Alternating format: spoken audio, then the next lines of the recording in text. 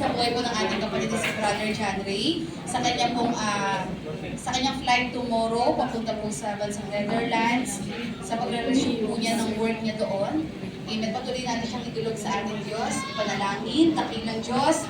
Maraming salamat po, Lord, sa iyong lingkod na ito, Panginoon, na I know, nakapag-spend ng time na magbakasyon. Lord, nakapag-spend ng quality time sa kanyang mga mahal sa buhay, dito and even sa province. Salamat po, Panginoon, dahil alam namin naging sapat ang mga araw, mga buwan na ito, Lord, para ma-meet niya, makaband niya ang kanyang mga mahal sa buhay. And sa araw po ng bukas, Lord, siya po ay magta-travel lang po ulit, pabalik sa Europe, sa Netherlands, Panginoon, at pabalik na po siya, magre-resume na po sa kanyang pagtatrabaho. We pray, Lord, ingatan mo siya, maging maayos, Lord God, ang kanyang flight, makarating po siya ng ligtas at mapayapa sa bansang iyon.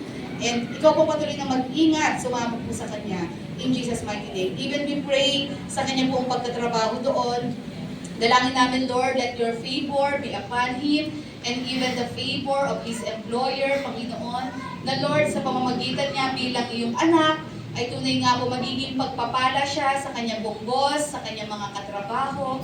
Lord, at ikaw magbibigay ng wisdom sa kanya, ng strength sa kanya. Iingatan mo din siya, Panginoon, and ilalayo sa anumang kapahamakan in Jesus' mighty name. We also pray, Lord, for your promotion, your protection, O God, to be upon him always in Jesus' mighty name. Maraming salamat po, Panginoon. We entrust him unto you, Lord, sa bansang iyon, sa mga makakasama niya doon, sa kanyang titirahan, Lord. Ikaw ang sumama, mamuno sa kanya, even mag-provide ng kanyang mga pangangailangan, O God.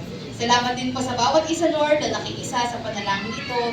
Patuloy namin tinataas ang buhay po ng bawat isa. Ito po ang aming panalangin, Lord, in Jesus' mighty name. Amen. Malapang natin ang Lord. Sige po, tatawagan ko si Daniela para sa Yes, Lord, hallelujah, Jesus.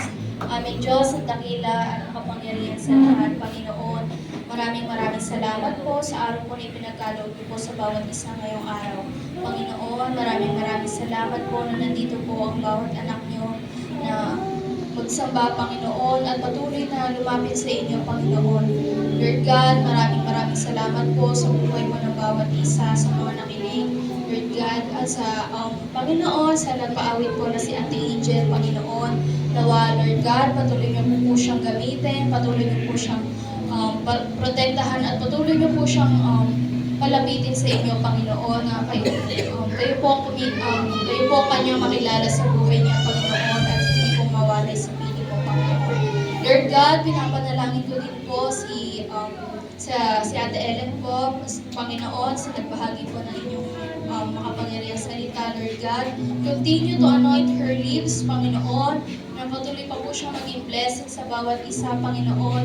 Patuloy niyo po siyang gamitin, Panginoon, sa inyong bahay-sambahan, Panginoon, na kung ano man po ang kanyang gagawin, Panginoon, na ikaw po ang patuloy na madadakila, Panginoon, at kayo po ang patuloy na kumilos sa buhay niya, Panginoon. Lord God, maging sa bawat isa po dito, Panginoon, na tumayo sa harapan, Panginoon.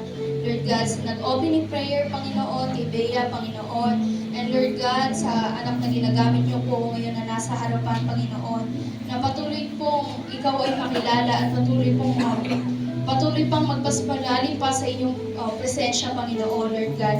At pinapanalangin ko din po sa mga anak niyo na nandito na nakarating na ligtas, Panginoon. Pinapanalangin ko po na kung ano pa po ang natutunan nila ngayong araw, Panginoon, ay patuloy pa po silang makakilala sa inyo, patuloy pang mas lumalim, Panginoon.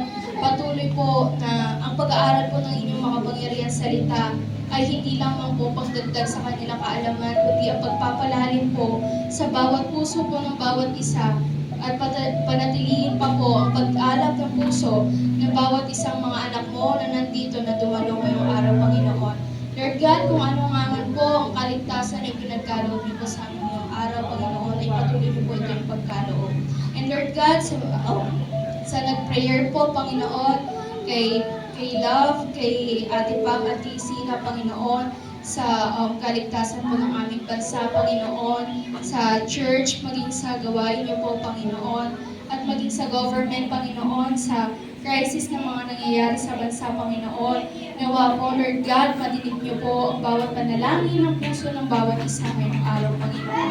Lord God, and we entrust to you everything, to you, Lord Lord God, and we give you honor and glorify your name. And this is our prayer in Jesus' name.